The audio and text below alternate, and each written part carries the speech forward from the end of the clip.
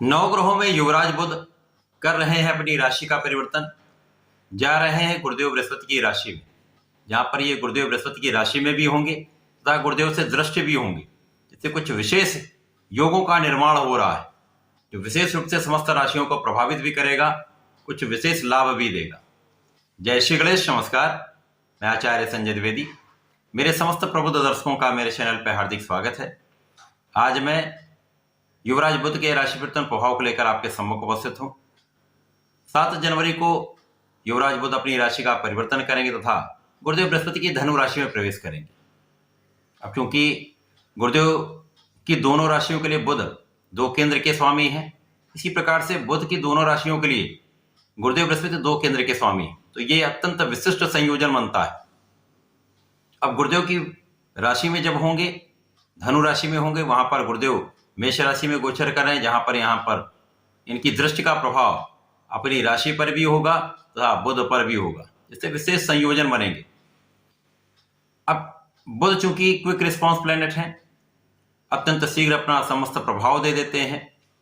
9 ग्रहों में अत्यंत शुभ प्रभाव देने वाले ग्रह हैं। यदि कुंडली में अच्छी अवस्था में तो विशेष लाभ देते हैं। इस जगत में कोई भी ऐसा कार्य नहीं है जहां पर बुध का प्रभाव ना हो। कोई इंडस्ट्री हो, शिक्षा का कार्य हो, ज्ञान का कार्य हो, वाणी का कार्य हो, लेखन से संबंधित कार्य हो, लेखा का कार्य हो, कला जगत का कोई भी कार्य हो, गायन, वादन, नृत्य, किसी प्रकार का कोई कार्य है, वो बुध के कार्यकत्व में आता है। रिसर्च का कोई भी कार्य है, गणनाओं से संबंधित कोई भी कार्य है, इसी प्रकार से गणित का कार्य, लेखा कार्य, समस्त कार्यों में बुध का कार्यकत्व 100% होता है। तो बिना बुध के बुद्धि से संबंध आप कोई भी कार्य कर ही नहीं सकते। तो बुध का एक अच्छी स्थिति में होना निश्चित रूप से समस्त लोगों को प्रभावित करता है, समस्त राशियों पर विशेष प्रभाव डालता है। यदि ये एक अच्छी अवस्था में होंगे तो एक सकारात्मक परिवर्तन होता है, सकारात्मक स्थितियां बनती जो आपको विशेष लाभ देती। आज मैं तुला राशि के लिए बुध के इस राशि परिवर्तन का क्या प्रभाव मिलेगा, किस प्रकार के लाभ मिलेंगे, कौन सा भाव प्रबल होगा, कहां कितना लाभ ले पाएंगे, कहां पर समस्या आ सकती है, उसका क्या निराकरण है, संपूर्ण विश्लेषण मैं पूर्ण तर्क के साथ करने जा रहा हूं। प्रिय दर्शकों, ये राशिफल आपके चंद्र राशि पर आधारित है, अर्थात आपकी जन्म कुंडली में यदि 7 नंबर में चंद्रमा विराजमान है तो आपकी तुला राशि है। प्रिय दर्शकों, कृपया चैनल को सब्सक्राइब कर लें, जिससे आपको एक उपयुक्त विषय वस्तु प्राप्त होती रहे।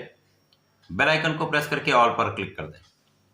तुला राशि शुक्राचार्य की राशि है। सर्वप्रथम तो यह देखना अत्यंत आवश्यक है कि जिस राशि के लिए हम राशिफल देख रहे हैं उसके स्वामी के साथ बुध का क्या संबंध है।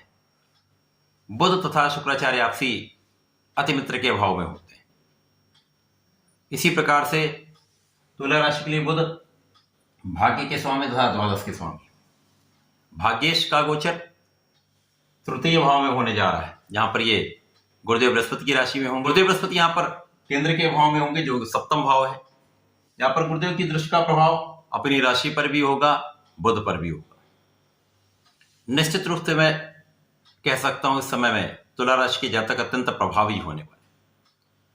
जन्मजात आकर्षण का गुण लेकर आते हैं, सौंदर्यवान होते हैं, ऐश्वर्य वैभव के स्वामी होते हैं। अब यहां पर यदि गुरु का ज्ञान मिल जाता है, बुध का बल मिल जाता है, बुध की शक्ति, सामर्थ्य, बुध की शक्ति क्या है? ज्ञान है, बुद्धि है, शिक्षा है। यदि इनका बल मिल जाता है, गुरु का धैर्य, गुरु का ज्ञान मिल जाता है, तो निश्चित रूप से इस समय में आप विशेष लाभ की स्थिति में होते हैं। तो वर्तमान समय में जो बुध का गोचर चल रहा है अत्यंत प्रबल रूप से आपको लाभ देने वाला है, क्योंकि यहां पर ये तृतीय भाव में होंगे तो आपका परिश्रम बढ़ जाएगा, भाई बहनों का सहयोग मिलेगा, विशेष यहां पर महिलाओं का सहयोग तथा बहनों का पूर्ण सहयोग प्राप्त होता है।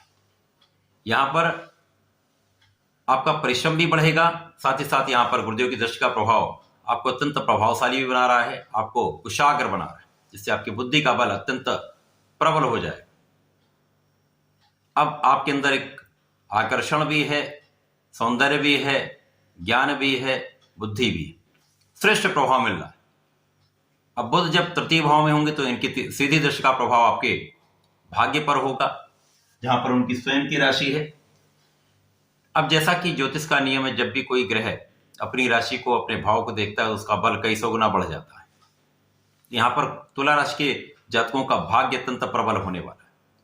भाग्योन्नति से जीवन के समस्त कार्यों में प्रगति होने वाली है, संपूर्ण सफलता मिलने वाली है।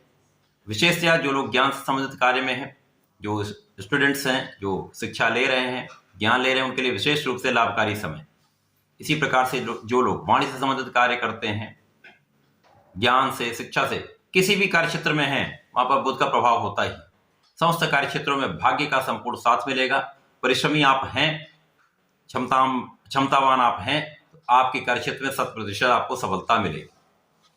इसी प्रकार से जो लोग विदेशी व्यापार करते हैं, उनके व्यापार में मल्टीप्लिकेशन से वृद्धि होने वाली, कई गुना वृद्धि होने वाली, विदेशी व्यापार से विशेष लाभ मिलेगा।